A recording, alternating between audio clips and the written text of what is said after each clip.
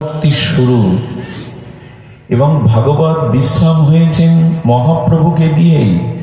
নাম সংকীর্তনং যস্য সর্ব পাপ বিনাশনম। কে করবে নাম সংকীর্তন?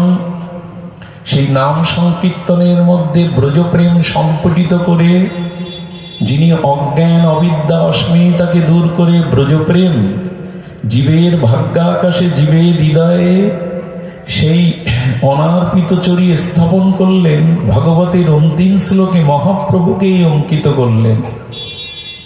সুখদেব গোস্বামী এই নাম সংকীর্তনং যস্য সর্ব পাপ বিনাশনম মহাপ্রভুকেই অঙ্কিত করলেন। তাই ভাবুকজন, রসিকজন জানেন যে শ্রীমান মহাপ্রভুকেই প্রতিপাদ্য বিষয় করেছেন শ্রীমান অবলপুরাণ ভাগবত। এবং শ্রীমান মহাপ্রভুই এই ভাগবত, ভক্তি ভাগবত, ভক্ত ভাগবতের সাথেই আমাদের সাক্ষাৎকার করিয়েছেন। দুই ভাই হৃদয়ের খালি অন্ধকার, দুই ভাগবত সঙ্গে করান সাক্ষাৎকার। শ্রীমান মহাপ্রভুর অপর করুণার দান, কৃপার দান এই ভাগবত, ভক্ত ভাগবত এবং গ্রন্থরূপী ভাগবত। তাই ভাগবত বিশ্রামান্তে যেটুকু আমাদের সম্মুখে আসে তার সারাৎসার, সিদ্ধান্ত মঞ্জুষা, সেই ভাগবতের রস নির্যাস হলেন গৌর লীলাতে। এই জন্য প্রেম ভক্তির মহারাজ নিত্যানন্দ আবিসমরতি শ্রীল ঠাকুর মশাই বলেছেন, গৌর হরি অবতরী প্রেমেরও বাদর করি, সাদিলা মনের নিজ কাজ। ঠাকুর মশার এই বাণীগুলি ভজন অনুভূতির রস দিয়ে গড়া। এই শতবার উচ্চারণ করলেও মহামন্ত্রের মতো এর দিব্যতা। রাধিকার প্রাণপতি কিভাবে কান্দায় নীতি, ইহা বুঝে ভকত সমাজ। ভাগবতের পরম প্রতিপাদ্য বিষয় বিলাসমূর্তি শ্রী গৌর হরি অবতীর্ণ হলেন। কেন? প্রেমেরও বাদরও করি। ঠাকুর মশার অনুভূতির শব্দ দেখুন, গৌর হরি বলা হয়। হরি শব্দে বহুত অর্থ। আচার্যগণ বলছেন, গোস্বামীগণ, হরি শব্দের বহুত অর্থ দুই মুখ্যতম। হরি বলতেই বহু অর্থ নির্ণয়ের দুই অর্থ নিয়েছেন। কি নিয়েছেন? সর্ব অমঙ্গল হরে প্রেম দিয়ে হরে মন। হরি শব্দের মুখ্য অর্থ কোনটি? না, হরি উচ্চারণের সাথে সাথে জীবের অনাদিকালের অবিদ্য অন্ধকার সমঙ্গ অমঙ্গল যিনি হরণ করেন, আর মন হরণ করে সেখানে ব্রজ প্রেম সম্পঠিত করেন। এই হলো হরি শব্দের মুখ্য অর্থ। আমার গৌর হরি সেটাই দিতে এসেছেন। সর্ব অমঙ্গল হরে প্রেম দিয়া হরে মন।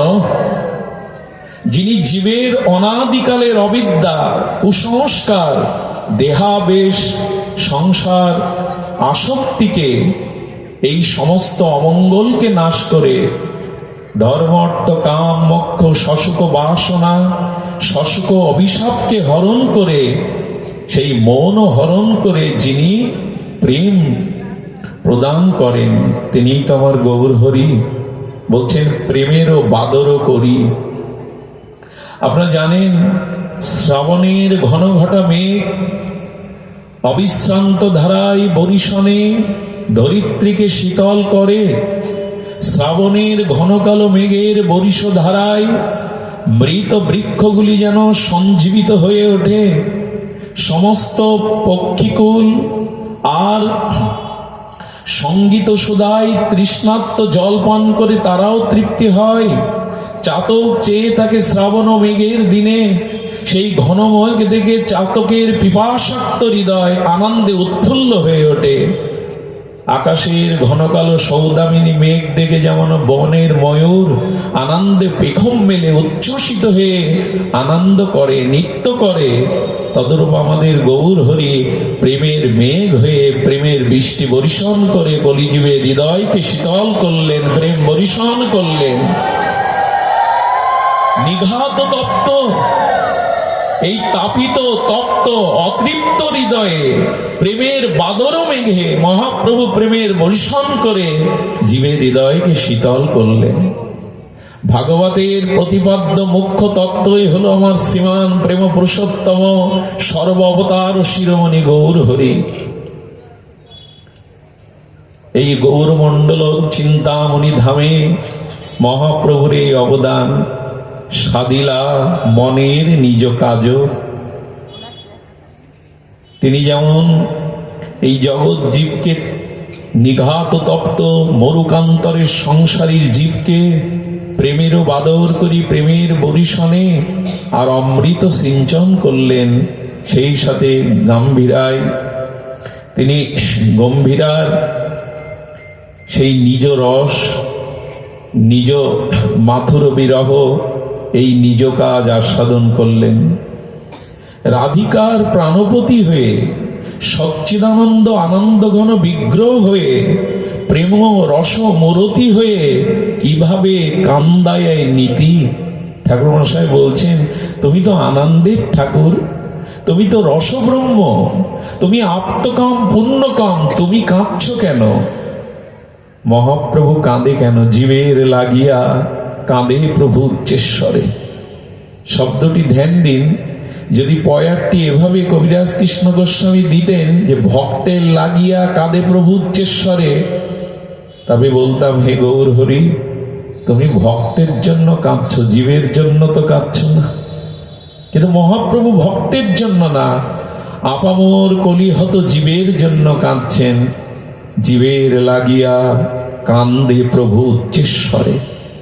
এমন করুণার মূর্তি, এমন দয়ার ঠাকুর আর আসেনি, আসবেও না। আমাদের বড় ভাগ্য এই গৌর নিত্যানন্দের এহেন বিশেষ কলিযুগে এই ভারত ভূখণ্ডে গৌর মণ্ডলে আমাদের জন্ম হয়েছে।